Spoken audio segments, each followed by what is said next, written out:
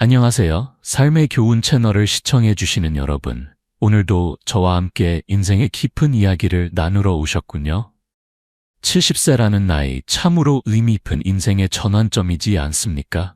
지금 이 순간을 맞이하신 여러분은 정말 많은 것들을 경험하고 견뎌내셨을 것입니다. 6.25 전쟁의 상처를 딛고 일어서신 부모님 세대를 보며 자라났고 한강의 기적이라 불리는 급속한 산업화 속에서 가정을 꾸리고 자녀를 키우셨죠. IMF 외환 위기도 겪어내셨고 이제는 디지털 시대라는 또 다른 변화의 물결 속에서도 적응하며 살아가고 계십니다. 그런 여러분이기에 지금쯤은 아시겠죠. 젊은 시절 그토록 중요하게 여겼던 것들이 이제는 별로 의미가 없다는 것을요. 체면치레나 남들 시선, 더 많이 가져야 한다는 강박.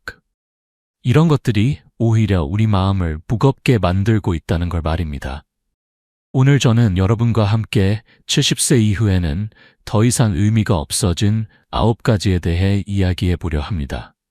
이것들을 내려놓으면 우리 남은 인생이 얼마나 가벼워지고 행복해질 수 있는지 함께 생각해 보면 좋겠습니다.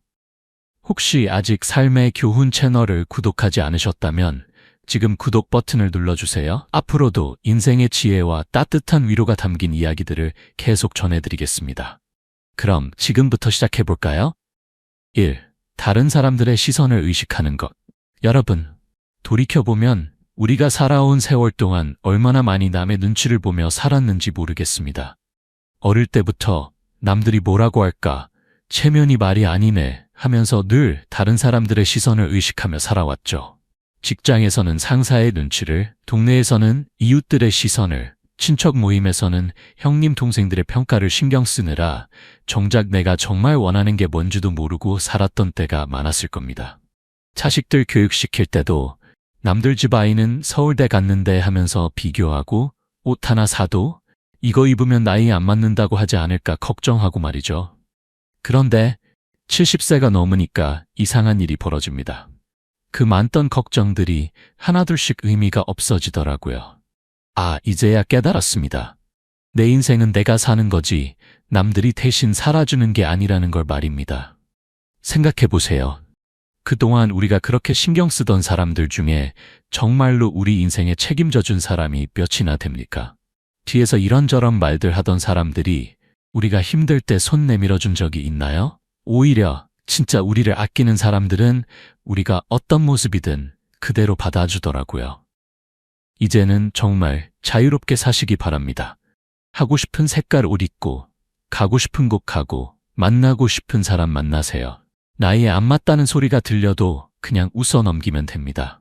어차피 그런 말 하는 사람들도 나중에는 똑같은 나이가 되거든요. 진정한 행복은 남들의 인정을 받을 때가 아니라 내가 나 자신과 평화로울 때 찾아옵니다. 이제 그 평화를 누릴 때가 된 거죠. 물질적인 소유욕에 매달리는 것. 젊은 시절 우리는 참 많은 것들을 모으고 사들였습니다. 좋은 집 한 채 마련하는 게 꿈이었고 차도 조금 더 좋은 걸로 옷장도 가득 채우고 온갖 가전제품들로 집안을 가득 채웠죠. 그때는 그런 것들이 성공의 징표이자 안정감을 주는 것이라고 생각했습니다. 하지만 70세가 넘어서니 이상하게도 그 많던 물건들이 짐으로 느껴지기 시작하더라고요. 옷장에는 몇 년째 입지 않는 옷들이 가득하고 장롱 위에는 언제 썼는지 기억도 안 나는 물건들이 쌓여 있고 부엌에는 한두 번 쓰고 방치된 기계들이 자리만 차지하고 있습니다. 자식들이 와서 어머니, 이것들 좀 정리하세요 하면 그때서야 깨닫게 되죠. 아, 내가 물건을 소유한 게 아니라 물건들이 나를 소유하고 있었구나 하고 말입니다. 청소하기도 힘들고 관리하기도 번거롭고 이사할 때는 그야말로 골치 아픈 짐덩어리들이 되어버렸거든요. 요즘 미니멀 라이프니 단순한 삶이니 하는 말들이 유행인데 우리 세대에게는 정말 필요한 지혜가 아닌가 싶습니다. 꼭 필요한 것들만 남기고 나머지는 과감히 정리하면 집도 마음도 한결 가벼워집니다. 생각해보니 정말 소중한 건 물건이 아니라 추억이더라고요. 가족들과 함께했던 시간, 친구들과 나눈 이야기들, 손자 손녀들의 웃음소리. 이런 것들은 아무리 많은 돈을 줘도 살 수 없는 진짜 보물들이죠.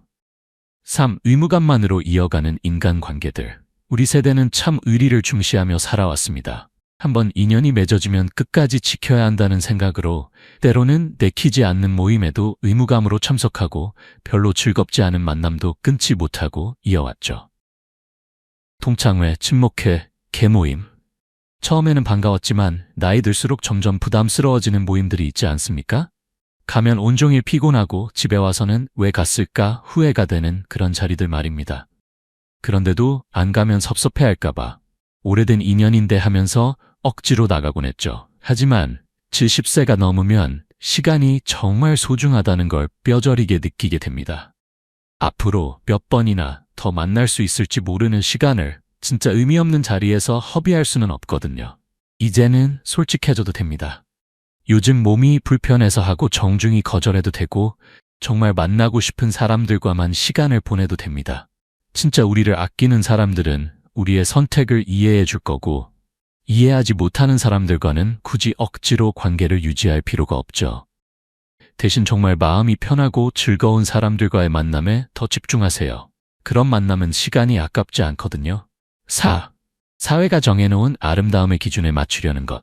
젊은 시절에는 거울을 볼 때마다 이런저런 걱정이 많았습니다. 주름이 생겼네, 머리가 휘어졌네, 살이 쪘네. 광고에서 나오는 젊고 아름다운 모습과 비교하며 한숨을 쉬곤 했죠. 백화점 화장품 코너에서 주름 개선, 미백 효과 하는 제품들을 사들고 염색약으로 흰머리를 가리고 다이어트에 매달리기도 했습니다. 텔레비전에 나오는 연예인들처럼 젊어 보이고 싶어서 말이죠. 그런데 70세가 넘어서니 깨달았습니다. 내 얼굴의 주름 하나하나가 다 내가 살아온 세월의 증거라는 걸 말이죠. 웃느라 생긴 주름, 걱정하느라 생긴 주름, 자식들 키우느라 고생한 흔적들. 이 모든 게 내 인생의 이야기거든요. 요즘 젊은 사람들은 성형수술도 쉽게 하고 온갖 시술로 나이를 감추려고 하던데 우리는 그럴 필요가 없지 않을까요? 물론 깔끔하게 관리하고 건강하게 사는 건 중요합니다. 하지만 억지로 젊어 보이려고 애쓸 필요는 없어요. 진짜 아름다운 건 외모가 아니라 마음씨거든요. 따뜻한 미소, 다정한 말투, 상대방을 배려하는 마음, 이런 것들이 나이가 들수록 더욱 빛이 나는 진짜 아름다움이죠. 손자, 손녀들이 할머니, 할아버지를 좋아하는 이유도 예쁘고 잘생겨서가 아니라 따뜻하고 차상해서잖아요. 5. 더 이상 즐겁지 않은 활동들을 억지로 계속하는 것. 평생 해오던 일이나 취미라고 해서 꼭 끝까지 붙들고 있을 필요는 없습니다. 젊을 때는 즐거웠던 등산이 이제는 무릎이 아파서 고통스럽고 매주 즐겁게 했던 화투도 이제는 눈이 침침해서 힘들고 열심히 다니던 동호회 활동도 점점 부담스러워질 수 있거든요. 한번 시작한 건 끝까지 해야 한다는 우리 세대의 고집을 버려도 됩니다. 몸도 마음도 변하는 게 당연한 건데 예전과 똑같을 필요는 없어요. 대신 새로운 걸 시작해보는 건 어떨까요? 평생 못 해봤던 그림 그리기, 늘 해보고 싶었던 악기 연주, 글쓰기. 나이가 들었다고 해서 새로운 걸 배우지 못할 이유는 없거든요. 요즘 복지관이나 평생교육원에서 어르신들을 위한 프로그램들이 정말 많더라고요. 중요한 건 남들이 뭐라고 하느냐가 아니라 내가 진짜 즐거우냐는 거죠. 70세에 피아노를 배우기 시작해서 80세에 발표회를 하는 분들도 있어요. 멋지지 않습니까? 6. 나를 힘들게 하는 독한 인간관계들. 살다 보면 만나는 사람 중에는 정말 좋은 사람들도 있지만 만날 때마다 기분을 상하게 하는 사람들도 있습니다. 늘 불평, 불만만 늘어놓는 사람, 남의 험담으로 시간을 때우는 사람, 자기 자랑만 늘어놓는 사람. 이런 사람들과 시간을 보내고 나면 왜 이렇게 피곤하고 우울해지는지 모르겠더라고요. 젊을 때는 그래도 오래 알고 지낸 사이인데 가족이니까 하면서 참고 견뎠습니다. 하지만 이제는 달라요. 남은 시간이 많지 않은데 굳이 나를 불편하게 하는 사람들과 억지로 어울릴 이유가 없거든요. 물론 완전히 연락을 끊으라는 게 아니에요. 하지만 만나는 횟수를 줄이거나 만나더라도 시간을 짧게 하거나 아니면 다른 사람들과 함께 만나는 방식으로 조절할 수 있잖아요. 대신 나와 함께 있으면 편안하고 즐거운 사람들과 더 많은 시간을 보내세요. 그런 사람들과 나누는 한 시간이 독한 사람들과 보내는 하루보다 훨씬 값집니다. 7. 다른 사람들과 자꾸 비교하는 것. 누구네는 자식들이 다 성공했는데, 누구네는 집도 크고 돈도 많은데, 누구네는 손자가 몇 명인데 이런 비교들 때문에 괜히 우울해진 적 많지 않으세요? 특히 우리 세대는 자식 자랑, 손자 자랑이 일종의 사교 수단이기도 했죠. 그런데 그런 비교가 정말 의미가 있을까요? 남의 가정사를 다 아는 것도 아니고 겉으로 보이는 것만으로 판단하는 건 위험하거든요. 게다가 각자의 상황이 다른데 무슨 소용입니까?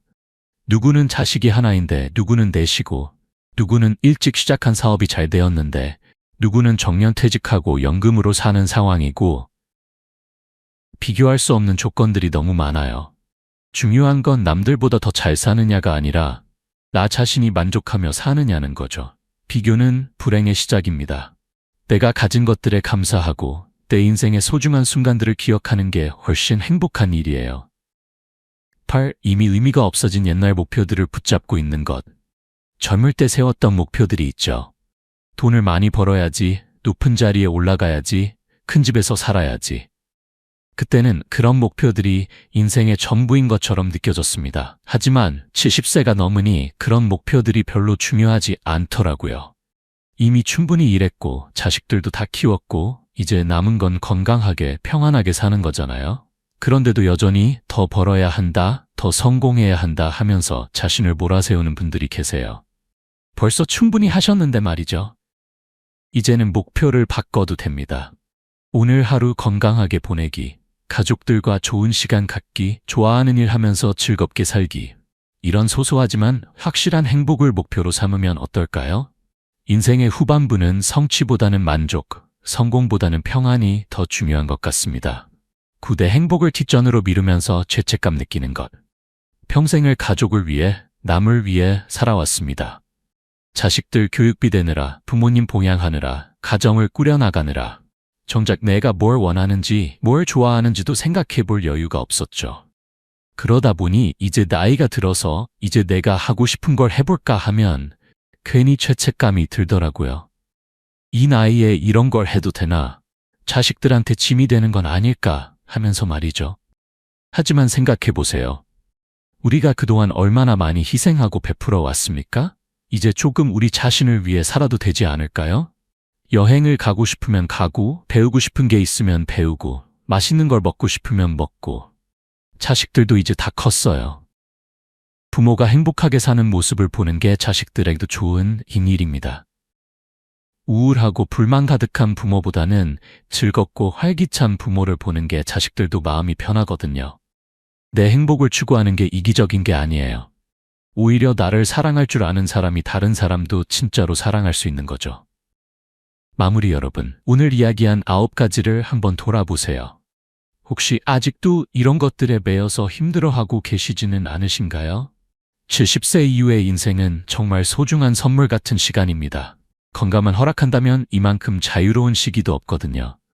이제는 남의 눈치 볼 필요도 없고 억지로 무엇을 이루려고 애쓸 필요도 없어요.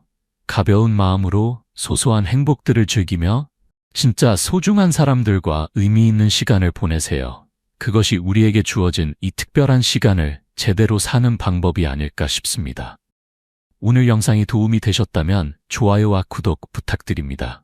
그리고 댓글로 여러분의 이야기도 들려주세요. 어떤 것들을 내려놓으셨는지, 어떤 변화가 있으셨는지. 서로의 지혜를 나누면 더욱 풍요로운 노년을 보낼 수 있을 거예요. 다음에도 삶의 교훈으로 찾아뵙겠습니다. 건강하세요.